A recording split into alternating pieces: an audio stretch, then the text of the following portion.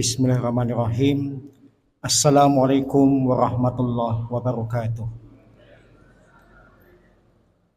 Alhamdulillahi ala ihsanih wa syukurlahu ala taufiqi wa amtinanih. Asyhadu an la ilaha illallah wahdahu la syarika lahu ta'ziman li sya'nih. Wa asyhadu anna nabiyyana Muhammadan abduhu wa rasuluhu ad-da'i ila ridwanih. Allahumma shalli wa sallim wa barik alaihi wa ala alihi wa ashabihi wa ikhwanih amma ba'd.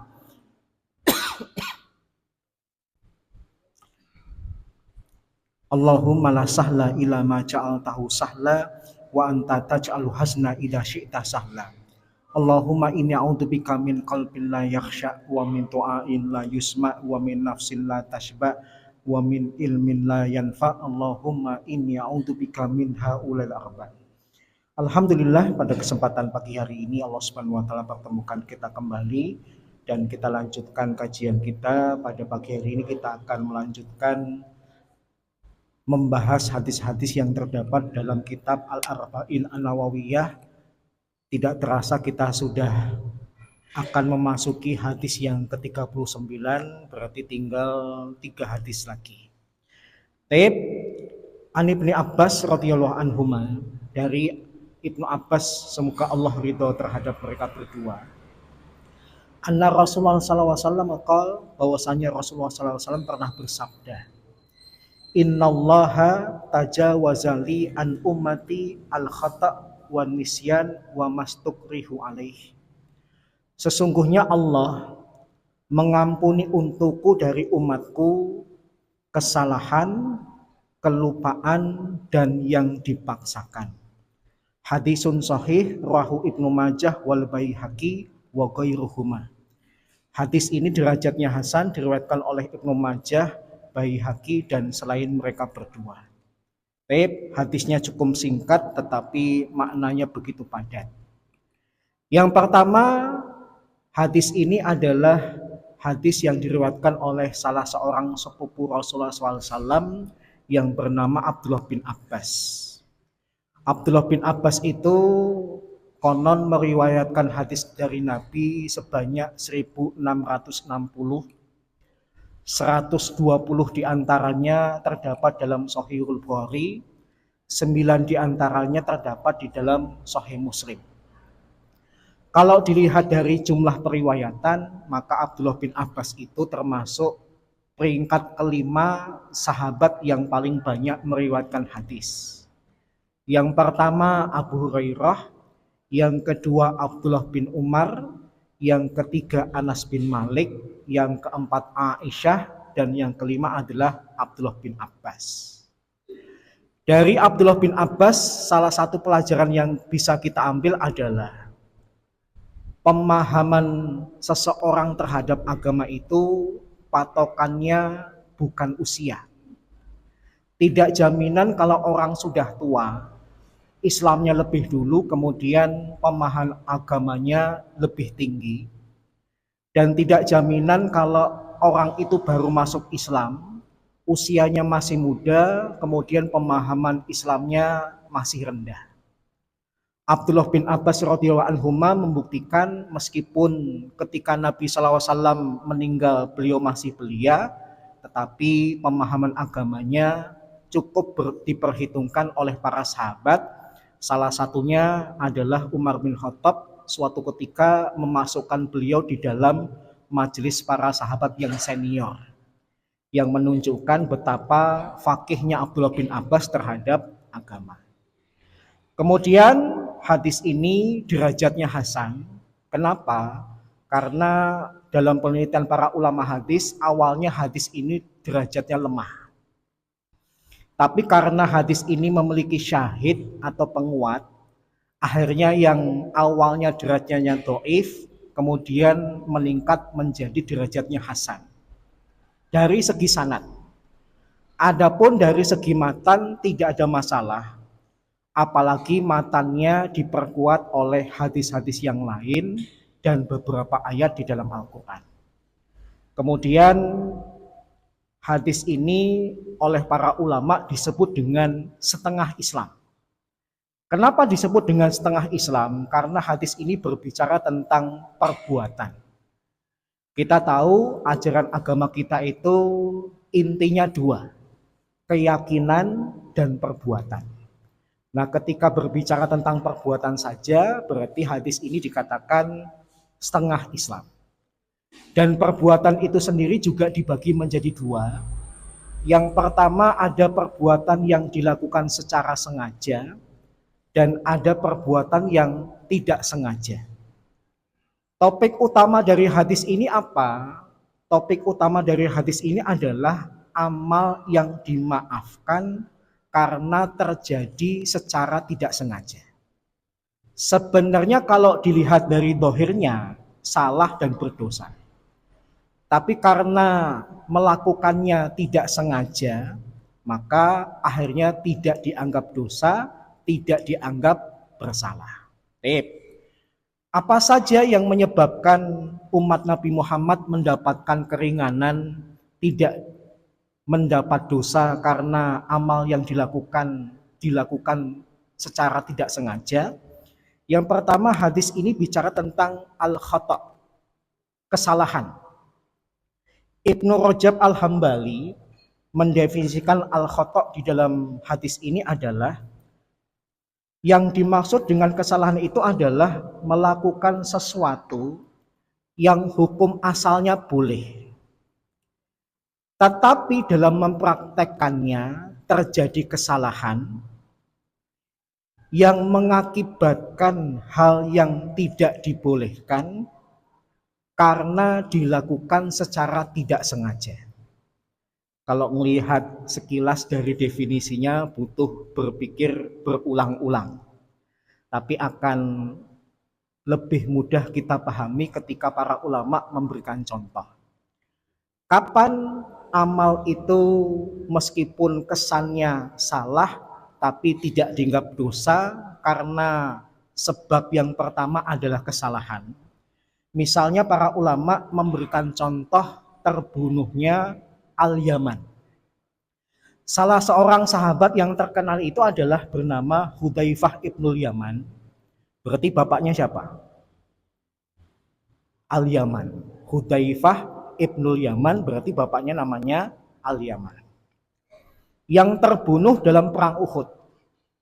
Kalau kita melihat dalam kitab-kitab sejarah, perang Uhud itu adalah perang yang dahsyat. Tetapi Rasulullah tidak mau gegabah. Tidak semua laki-laki di kalangan para sahabat diberangkatkan. Ada sahabat-sahabat yang dirasa Nabi usianya sudah tua, sudah udur, nggak boleh berangkat, cukup kalian berjaga di Madinah. Nah, di antaranya karena sudah tua, tidak boleh ikut perang Uhud adalah Al-Yaman, bapaknya Hudzaifah. Tetapi karena perang Uhud itu begitu dahsyat, kemudian Al-Yaman penasaran, ingin lihat langsung perang Uhud itu gimana. Jadi amanah Rasulullah, kamu tinggal saja di Madinah, jangan tinggalkan Madinah, jangan ikutkan perang. Memang dia meninggalkan Madinah bukan karena ikut perang, tapi karena penasaran.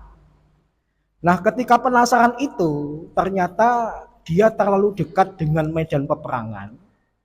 Yang awalnya dalam perang Uhud, peperangan itu dikuasai oleh kaum muslimin, tapi kemudian terbalik kondisinya dikuasai oleh orang kafir. Dan ketika Al-Yaman datang, banyak kaum muslimin yang belum kenal beliau dan datang dari arah datangnya musuh. Maka para sahabat mengira Al-Yaman adalah musuh, kemudian akan dibunuh. Ketika akan dibunuh itu sebenarnya Hudzaifah ibnul Yaman anaknya udah punya firasat. Wah, bapak ngapain kesini? Tapi bapaknya ya karena penasaran ingin melihat lebih dekat, makin maju, makin mendekat. Hudzaifah sudah berteriak kepada para sahabat, itu bapakku. Tapi karena perang begitu dahsyat, suaranya tidak terdengar, maka tanpa sengaja Al-Yaman terbunuh oleh para sahabat. Sehingga meskipun sahabat secara dohir membunuh Al-Yaman yang dia adalah orang mukmin, tetapi membunuhnya para sahabat terhadap Al-Yaman itu tidak dianggap dosa oleh Allah Subhanahu wa taala karena tidak sengaja dan tidak tahu. Paham ya?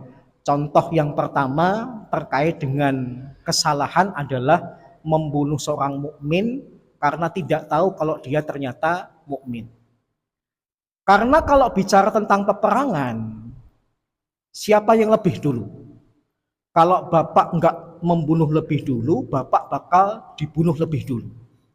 Maka karena ada khawatiran Al-Yaman ini adalah pasukan kafir atau musuh, kemudian sahabat yang tidak tahu segera membunuhnya, yang kemudian menimbulkan penyesalan setelah itu, apalagi kesedihan di Hudzaifah ibnul Yaman, meskipun dari kacamata Islam para sahabat yang membunuh Al-Yaman tidak dikategorikan dosa.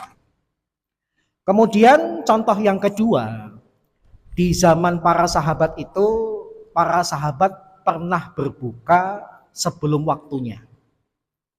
Kita tahu para sahabat itu patokan waktunya benar-benar adalah melihat posisi matahari. Belum ada jam. Mereka jamnya adalah jam matahari. Tatkala mereka sedang berpuasa, nunggu waktu berbuka, tiba-tiba langit itu mendung. Karena mendungnya nggak segera selesai, kemudian para sahabat beristihad, jangan-jangan sudah tiba waktu berbuka. Maka kemudian para sahabat pun berbuka, tapi ketika mereka selesai berbuka, awannya mendungnya hilang. Dan ternyata kemudian kelihatan, oh ternyata matahari belum terbenam. Belum tiba waktunya waktu maghrib, belum saatnya untuk berbuka. Maka kalau dilihat dari segi dohir, para sahabat salah ketika berbuka. Mereka berbuka sebelum waktunya. Tapi karena kesalahan itu tidak disengaja, di atas ketidakmampuan mereka, maka meskipun mereka berbuka sebelum waktunya, tidak dianggap dosa. Berbeda dengan kasus fikih yang sering kita bicarakan, kalau kita hidup di zaman ini, harusnya waktu berbuka itu jam 5.40, tapi bapak dan ibu jam 5.35 sudah berbuka. Nah, berbukanya bapak dan ibu jam 5.35, 5 menit sebelum waktu yang sesungguhnya, itu menyebabkan batal, harus diqadha. Kenapa? Karena pengetahuan kita tentang waktu begitu banyak. Minimalnya kita bicara kita saja. Kalau kita menghadapi bulan Ramadan, kita pasti dapat kalender imsakiyah. Kita dapat kalender imsakiyah apakah yang bentuknya lembaran kertas atau yang bentuk poster WA. Atau kita bisa diingatkan oleh aplikasi adzan di smartphone kita. Maka kalau sampai kecepatan, maka puasa kita batal, harus diqadha. Berbeda dengan para sahabat yang patokan untuk tahu waktu maghribnya cuma matahari. Matahari tertutup oleh mendung, mereka tunggu-tunggu tidak segera hilang mendungnya, mereka sangka sudah berbuka, ketika sudah berbuka ternyata mendungnya hilang dan kelihatan waktu maghrib belum tiba. Mereka tidak harus mengqadha, mereka dianggap sah saumnya, tidak harus mengganti di lain waktu. Kemudian contoh yang ketiga adalah salah ketika sholat menghadap kiblat. Ada orang tahu kalau sholat itu harus menghadap ke kiblat. Dia sudah mengupayakan kira-kira kiblatnya ke arah yang mana ya. Kemudian mentok-mentoknya akhirnya kemudian dia sholat dengan kiblat yang dia yakini. Tapi kemudian akhirnya tahu kalau kiblat yang dia ketika sholat tadi ternyata salah. Maka orang ini meskipun kiblatnya salah, dan kiblat itu dalam fikih termasuk syarat sholat, tetapi tidak dianggap berdosa karena memang pengetahuannya mentok seperti itu. Dia tidak tahu arah kiblat yang benar, baru tahu ketika dia sudah melaksanakan sholat, tidak harus dikodok. Maka ini sebab yang pertama, umat Nabi Muhammad SAW ketika salah dimaafkan, tidak berdosa. Kemudian sebab yang kedua yang disebutkan dalam hadis ini adalah anisyan. Apa itu anisyan? Lupa. Lupa itu apa? Ibnu Rajab Al-Hambali mengatakan, lupa itu adalah kondisi seseorang yang ngerti hukum, tapi ketika melakukan perbuatan terjadi pelanggaran karena dia lupa dengan hukumnya. Sebenarnya tahu, tapi bagaimanapun yang namanya manusia punya kelemahan, kadang-kadang melakukan kesalahan, lupa dengan hukum yang sebenarnya sudah dia ketahui. Misalnya apa? Misalnya kejadian masih hubungannya dengan bulan Ramadan, orang sudah masuk dalam bulan Ramadan, tapi karena mungkin tidak terbiasa dengan saum, di hari pertama itu banyak yang lupa. Meskipun mungkin tadi pagi sebelum subuh sempat sahur, tapi karena habis subuh tidur lagi, punya kebiasaan jam 6 itu sarapan, jam 6 kemudian ke dapur sarapan. Maka kalau memang makan dan minumnya adalah lupa, maka Rasulullah SAW pernah bersabda, at'amahullahu wasaqah. Allah Subhanahu wa taala memberikan dia makan, Allah Subhanahu wa taala memberikan dia minum. Nanti kalau dia ingat, maka berhenti kemudian lanjutkan saumnya. Kemudian contoh yang kedua juga masih kaitannya dengan saum. Di bulan Ramadan, mohon maaf, lupa. Kalau di dalam durasi waktu siam itu bukan hanya tidak boleh makan dan minum, juga tidak boleh hubungan suami istri. Suaminya lupa, istrinya lupa.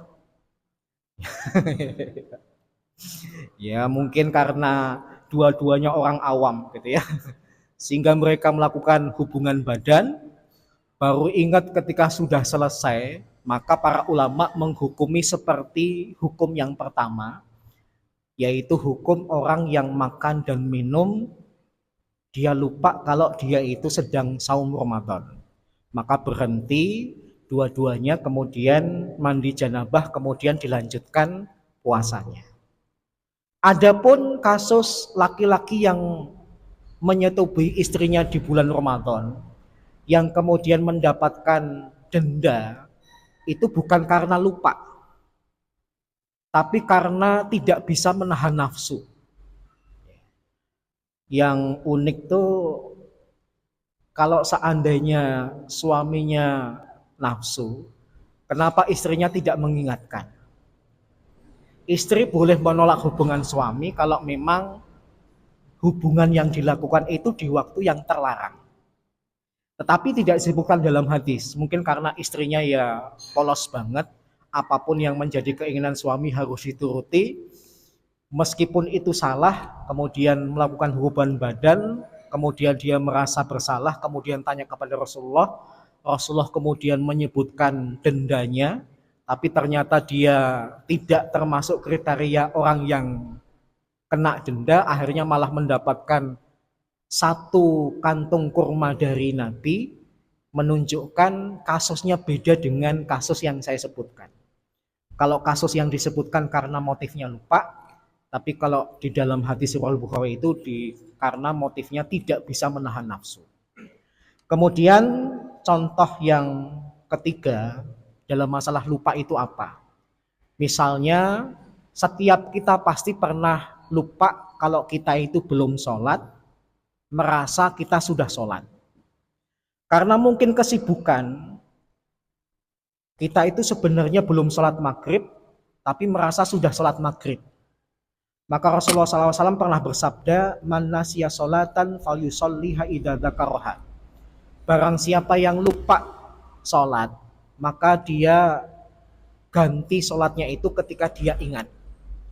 Kalau kemarin memang kita ternyata belum sholat maghrib, di waktu maghrib itu kita merasa sudah sholat maghrib, baru ingat pagi ini, kemarin itu ternyata saya belum sholat maghrib, maka kata Rasulullah, kita kemudian mengkodoknya di waktu sekarang ini, di waktu ketika kita ingat, dan ketika kita meninggalkan sholat maghrib karena lupa, tidak dianggap dosa. Itu sebab yang kedua. Kemudian yang perlu saya tambahkan, meskipun hadis ini hanya menyebutkan 3, perlu saya tambahkan ada sebab yang keempat, yaitu tidak tahu. Di dalam Islam, orang itu kalau tidak tahu, maka juga tidak terkena dosa ketika dia melakukan pelanggaran atau tidak melakukannya. Misalnya kasus ada orang Amerika masuk Islam. Sebelumnya dia belum pernah belajar Islam. Ketika dia masuk Islam cukup bersyahadat, dan pengetahuan Islamnya kalau sudah bersyahadat, sholat. Pengetahuannya baru itu. Ketika pulang, kemudian dia menuangkan minuman keras, minum khamr sampai mabuk. Maka meskipun dia sekarang muslim, dia mu'alaf, minum khamrnya karena dia tidak tahu, tidak dianggap dosa dalam Islam. Paham ya?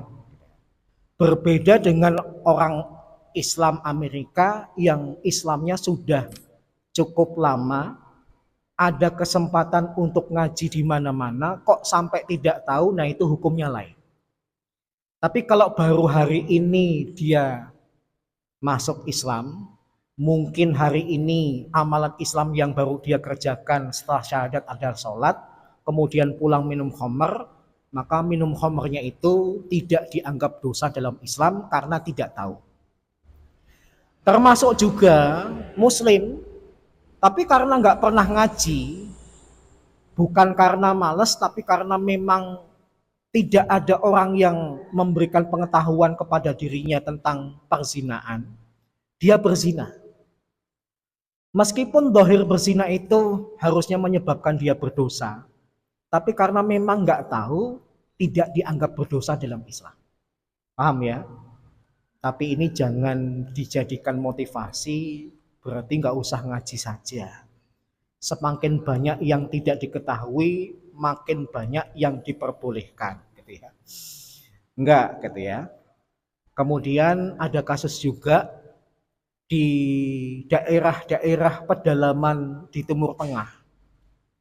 Itu ada wanita-wanita atau perempuan-perempuan yang meskipun sudah haid, tapi mereka tidak saum.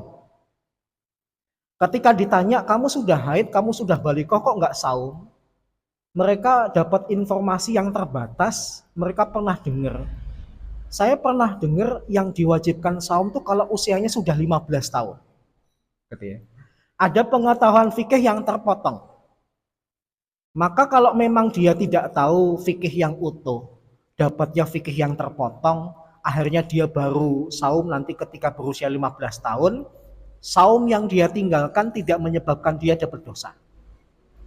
Karena fikihnya kan yang pertama, balik itu kalau laki-laki mimpi basah, kalau perempuan haid, atau yang ketiga, keduanya sudah tumbuh rambut di kemaluan. Kalau laki-laki dan perempuan mengalami 3 hal ini semua, mimpi basah nggak pernah, haid juga belum, rambut di kemaluan juga nggak tumbuh, maka para ulama membatasi usia 15 tahun sudah dianggap balik. Sebagaimana disimpulkan dalam peristiwa perang Badar. Ketika Rasulullah mendapatkan tawanan, Rasulullah kemudian ditanya, yang dikisos yang bagaimana ya Rasulullah? Rasulullah mengatakan yang sudah balik dikisos, tapi yang belum balik tidak dikisos. Nah kan nggak mungkin para sahabat kemudian tanya, kamu sudah mimpi basah belum? Gitu ya.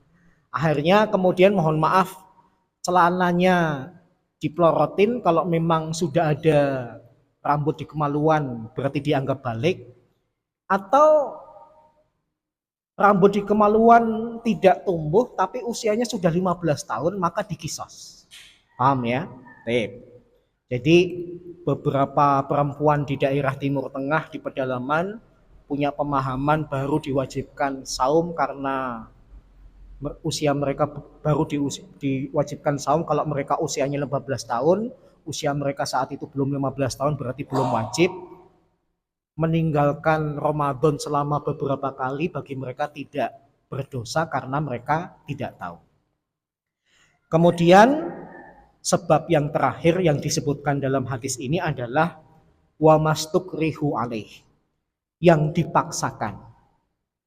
Para ulama menyebutkan kondisi seseorang dipaksa itu ada dua macam. Yang pertama kondisi dipaksa tapi ada kekuatan untuk menolak. Yang kedua dipaksa tapi tidak ada kekuatan untuk menolak. Misalnya kita bahas yang kedua dulu. Ada orang dipaksa tidak punya kekuatan untuk menolak. Misalnya kamu bunuh dia. Kalau enggak kamu bunuh dia, kamu saya bunuh atau keluargamu nanti saya bunuh. Itu hukumnya gimana Pak? Boleh enggak kita bunuh orang yang diperintahkan oleh dia? Saya dipaksa bunuh Pak Margono. Kalau Pak Margono enggak saya bunuh, saya bakalan dibunuh atau keluarga saya dibunuh. Saya wajib enggak bunuh Pak Margono? Kok diem? Boleh enggak saya bunuh Pak Margono? Tidak boleh. Ya, saya sudah menduga jawabannya pasti salah. Ya. Jawabannya kenapa tidak boleh? Karena tidak ada jaminan saya lebih baik dari Pak Margono. Keluarga saya lebih baik daripada Pak Margono. Maka meskipun saya diancam dibunuh, lebih baik saya dibunuh saja daripada membunuh Pak Margono. Lebih baik keluarga saya dibunuh daripada saya membunuh Pak Margono. Paham ya? Alasannya simple. Karena saya belum tentu lebih baik daripada Pak Margono. Nah, masyarakat kita itu pemikirannya terbalik.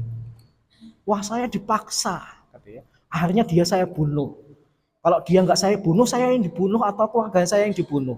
Terlalu banyak nonton film detektif. Paham ya? Terlalu banyak nonton film barat. Kalau film barat alurnya gitu. Dia dipaksa kemudian akhirnya dia turuti kemauan yang memaksa. Tapi kalau Islam enggak. Apa alasan kamu bunuh Pak Margono? Emangnya Pak Margono itu derajatnya lebih rendah daripada kamu? Emangnya Pak Margono itu derajatnya lebih rendah daripada keluargamu? Paham ya? Dipaksa bunuh, kalau enggak dibunuh, saya dibunuh atau keluarga saya dibunuh, maka jawabannya lebih baik saya dibunuh daripada nurutin untuk membunuh.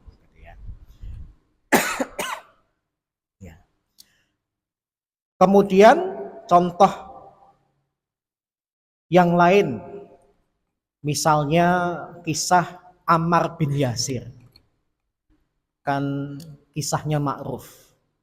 Bahwasanya kalau dia tidak mengucapkan kalimat kufur, maka dia akan mati sebagaimana bapaknya mati dan ibunya mati. Di dalam sejarah kan tercatat bahwasanya bapak dan ibunya Ammar bin Yasir itu dibunuh oleh Abu Jahal. Karena Abu Jahal mendapati budak-budaknya ini ternyata beriman kepada Nabi Muhammad. Yang pertama kali dibunuh adalah Yasir, bapak dari Ammar, dan yang kedua yang dibunuh adalah Sumayyah, ibu dari Ammar. Yang kedua orang tuanya ini dibunuh di depan anak mereka yang bernama Ammar bin Yasir. Sampai kemudian Abu Jahal memaksa Ammar bin Yasir untuk kufur, dan Ammar bin Yasir takut kalau dia tidak nurutin kemauan Abu Jahal akan mati, dia terpaksa mengucapkan kalimat kekufuran. Abu Jahal kemudian senang, kemudian mengatakan, nah gitu dong, seandainya bapak dan ibumu nurutin aku, nggak bakalan mati. Kemudian ditinggalkan oleh Abu Jahal. Dalam kondisi melihat jenazah bapak dan ibunya, Rasulullah dan Abu Bakar itu kemudian lewat. Ammar bin Yasir malu terhadap Rasulullah karena tadi sempat ngomong kalimat kufur. Kemudian Rasulullah tahu kesedihan Ammar bin Yasir, didekati. Kemudian ditanya apa yang terjadi, diterangkan kepada Nabi. Kemudian Ammar bin Yasir tanya, saya tadi sempat mengucapkan kalimat kufur, itu berdosa enggak ya Rasulullah? Rasulullah kemudian bertanya, kaifa tajidu qalbak? Kamu sendiri mendapati hatimu tuh gimana? Kemudian Ammar bin Yasir mengatakan, mutmainnun bil iman. Hati saya itu nyaman dengan keimanan. Meskipun lisan tadi sempat mengatakan kekufuran, tetapi hati saya itu tetap beriman. Rasulullah SAW kemudian bersabda, in adu fa'ud. Kalau sampai Abu Jahal itu kemudian maksa lagi kamu kafur, ulangilah kalimat itu. Maksudnya, kamu boleh berkali-kali bohong, yang penting keyakinan di dalam hatimu tidak menjadi kekufuran. Jadi di dalam Islam meskipun zahirnya Ammar bin Yasir mengucapkan kekufuran, tapi karena kondisinya terpaksa, dia kalau tidak nurutin dia bakal mati, maka boleh seakan-akan nurutin orang yang memaksa, tetapi hatinya tetap dalam keimanan. Baik. Jadi kesimpulannya hadis ini berbicara tentang diangkatnya dosa kalau dalam kondisi tiga hal tadi. Adapun masalah denda atau pengulangan itu butuh dalil lagi. Misalnya ada kasus, ada seorang laki-laki junub di hari Jumat. Dia tahu nanti waktu duhur itu waktunya sholat duha Jumat, tetapi dia menunda-nunda mandi janabahnya, sehingga ketika sudah terdengar adzan sholat Jumat, dia segera berangkat ke masjid, ikut sholat Jumat, sampai selesai baru sadar, saya kan belum mandi janabah. Kalau memang sebabnya seperti itu, para ulama mengatakan berarti dia segera mandi junub dan mengganti sholat Jumatnya dengan sholat duhur. Kenapa? Karena sholat Jumatnya tadi tidak sah. Paham ya? Ya. Hadis ini yang kita bahas tidak berbicara tentang masalah konsekuensi fikihnya, cuma berbicara sebab-sebabnya. Tapi kalau sudah berbicara tentang denda atau konsekuensi i'adah, maka butuh dalil yang lain, seperti misalnya kasus ini. Baik, moga-moga bermanfaat. Kurang lebihnya mohon maaf. Sisa waktu jika ada yang ingin ditanyakan saya persilahkan.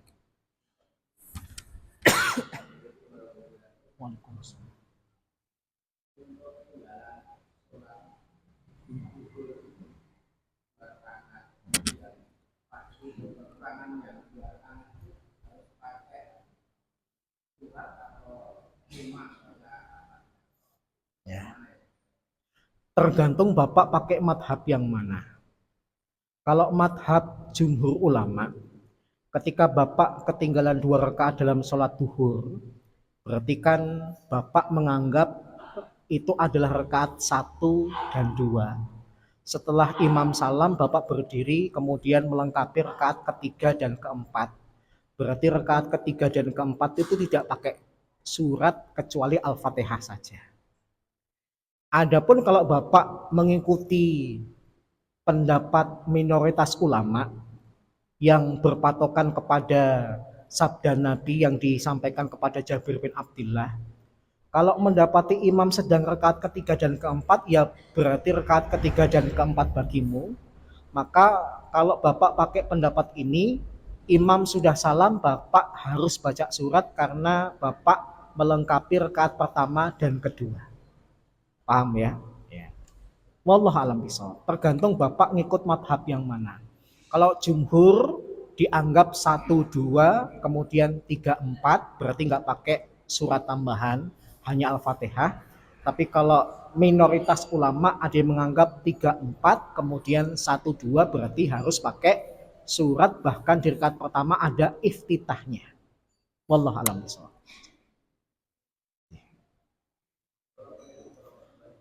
Waalaikumsalam warahmatullahi wabarakatuh.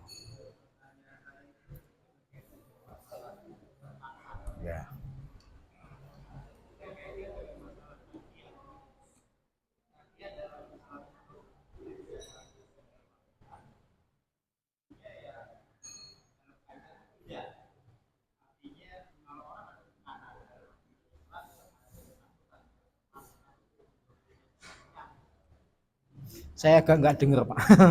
Bisa diulangi, bisa dulu. Keterpaksaan, ya. Ya, tidak mampu nolak. Hmm. Tahiyat, takiyah. Oh ya.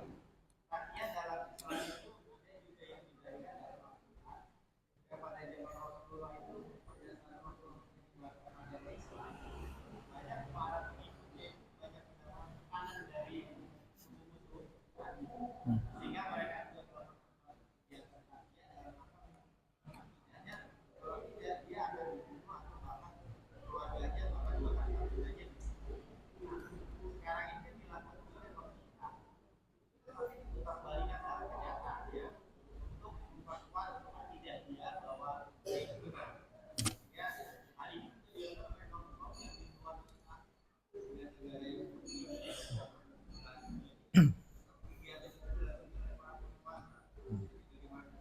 Ya, ya. Pertama kita harus membedakan antara takiyah dan tauriyah. Kalau takiyah itu adalah berbohong demi tujuan tertentu dan biasanya niatnya tidak baik. Tapi kalau tauriyah itu adalah berbohong demi keselamatan karena ada tujuan yang baik. Nah, yang dilakukan Nabi dan para sahabat bukan takiyah, Pak, tapi tauriyah. Misalnya ketika peristiwa hijrah, Abu Bakar As-Siddiq bertemu dengan penduduk kampung yang mengenal beliau tapi tidak kenal dengan Nabi Muhammad, dan tersebar Nabi Muhammad itu jadi buron berhadiah. Maka ketika ditanya siapa yang bersamamu, ini ya Abu Bakar, Abu Bakar kemudian mengatakan huwal hadi. Dia adalah pemberi petunjuk. Orang kampung itu menganggap, oh, kata Abu Bakar dia adalah petunjuk dalam perjalanan. Tapi yang dimaksud oleh Abu Bakar dalam hatinya adalah penunjuk jalan keselamatan dunia dan akhirat, karena beliau ini adalah Nabi dan Rasul. Apa yang dipahami oleh orang yang diajak bicara berbeda dengan kemauan orang yang berbicara, dan tujuannya baik, itu namanya tauriyah. Kalau tauriyah seperti yang dilakukan oleh Ammar bin Yasir, dia berbohong untuk kebaikan, bukan untuk tujuan yang sesat dan kemaksiatan. Tapi kalau takiyah itu adalah berbohong untuk kejahatan yang lebih besar, yang itu menjadi bagian dari agama orang-orang Syiah. Jadi beda, meskipun sama-sama dohirnya berbohong, tapi yang membedakan tauriyah dengan takiyah itu adalah niatnya. Ya, gitu. Jadi yang dilakukan oleh takiyah, yang dilakukan oleh orang Syiah dengan takiyahnya tidak dibenarkan dalam agama. Tapi kalau tauriyah seperti yang dilakukan oleh Abu Bakar dalam perjalanan hijrah, nah itu diperbolehkan. Abu Bakar itu kalau kita lihat tauriyahnya 2 kali dalam hijrah. Yang pertama tadi, yang kedua ketika ditanya, min aina antuma, kalian berdua itu dari mana? Maka Abu Bakar mensiasati, nahnu min ma, kami dari ma. Ma itu dalam bahasa Arab bermakna air, tapi di saat itu ada kampung yang namanya ma. Nah, ketika dijawab Abu Bakar, nahnu min ma, kami dari ma, orang yang diajak bicara pemahamannya, dari kampung ma. Tapi maksud Abu Bakar adalah kami berdua itu dari air mani bapak kami. Paham ya? Yang diajak ngomong pemahamannya berbeda dengan tujuan orang yang ngomong. Juga seperti tauriyahnya Al-Imam Asy-Syafi'i. Ketika ditanya, halil Qur'anu makhluk, apakah Al-Quran itu makhluk? Beliau kemudian mengatakan Taurat, Zabur, Injil, Al-Quran semuanya adalah makhluk. Beliau sambil gini-gini. Pemahaman khalifahnya, berarti Imam Syafi'i seperti saya mengakui Al-Quran itu adalah makhluk. Tapi ternyata Imam Syafi'i itu mengatakan makhluk jari-jarinya. Ya, ngakalin supaya beliau selamat. Nanti kalau nggak gini, beliau dihukum seperti Imam Ahmad bin Hambal. Jadi yang dimaksud makhluk, jari-jari saya ini ciptaan Allah. Masalah kamu memahami nama-nama kitab yang saya sebut adalah makhluk, itu urusan kamu. Paham ya? Gitu ya. Wallahu a'lam bishawab.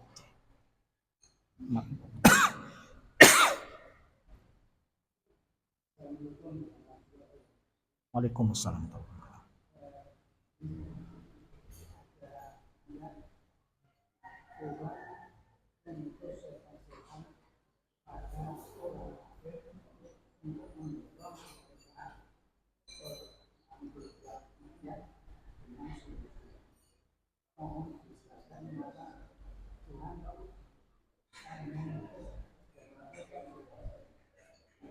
Ayatnya bunyi gimana? Tadi Allah mengutus setan-setan kepada orang kafir.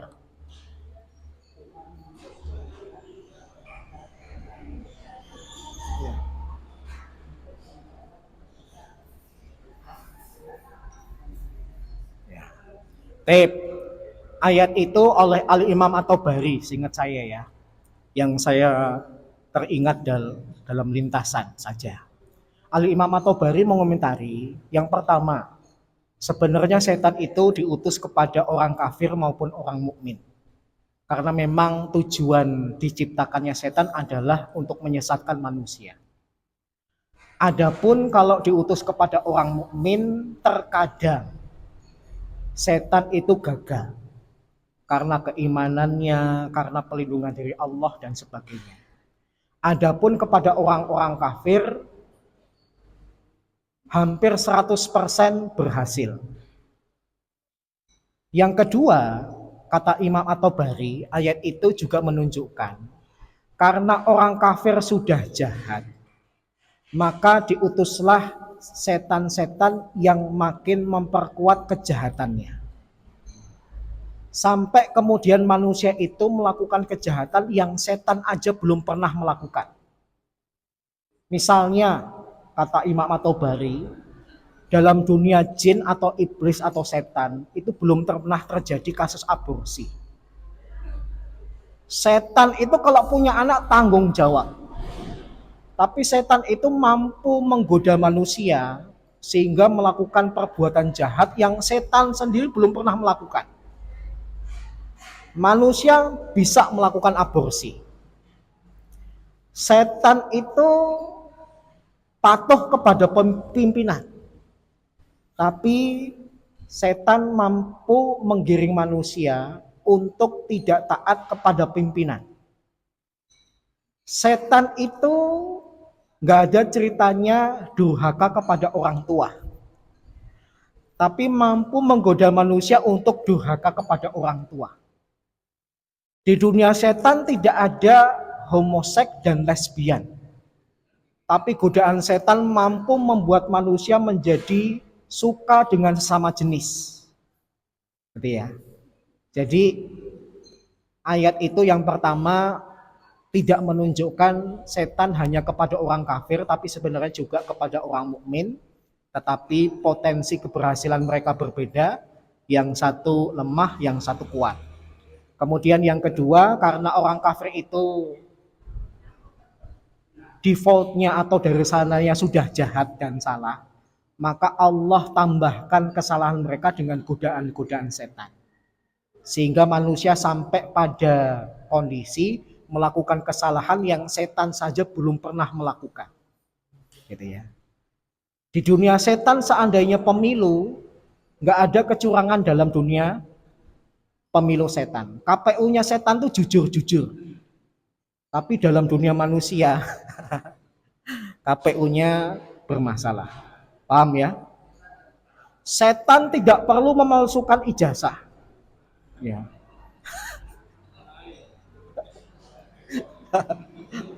Karena setan tidak punya ijazah gitu ya. Paham ya? Gitu ya. Wallahu a'lam bishawab gitu ya. Kalau dilanjutin banyak Pak ya. Ya, wallahu a'lam bishawab. Ada lagi? Sampun? Ya. Kunci. Waalaikumsalam warahmatullahi wabarakatuh.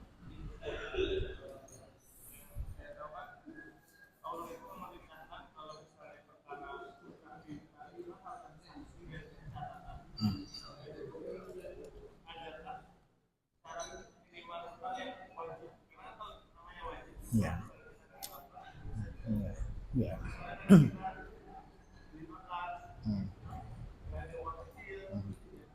ya. Ya. Para ulama modern memberikan keterangan tambahan.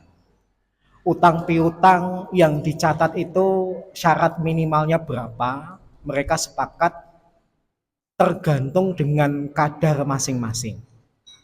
Kalau kita menganggap uang Rp5.000 itu sepele, baik saya yang minjem maupun yang dipinjemin, uang Rp5.000 itu tidak perlu dicatat.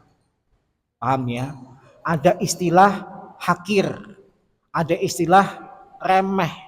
Kalau nilainya remeh nggak usah dicatat. Tapi kalau kemudian nilainya tidak remeh baru dicatat. Para ulama tidak berani menentukan nominalnya berapa. Tetapi mereka memberikan batasan hakir au syai'un ghairu hakir. Remeh atau tidak remeh. Maka tadi kalau Mas cuma pinjem uang untuk beli makan, katakanlah makan itu lengkap 10.000, uang 10.000 itu nggak usah dicatat. Ya.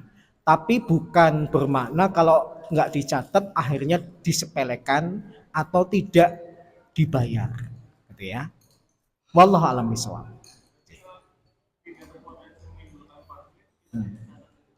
Nggak apa-apa, nggak apa-apa. Ya. Wallahu a'lam bishawab. Ya kayak kasus misalnya, saya pernah mau bayar uang parkir.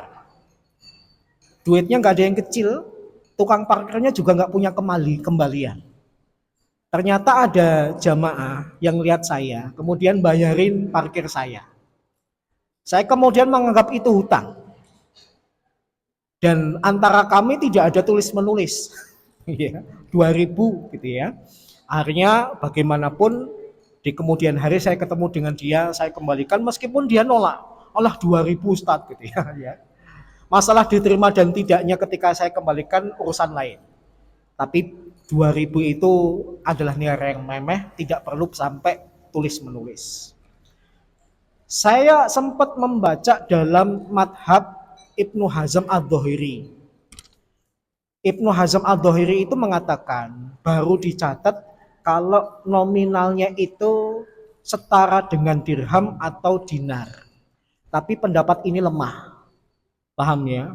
Karena kondisi dinar itu bisa jatuh banget atau kondisi dinar itu bisa tinggi banget.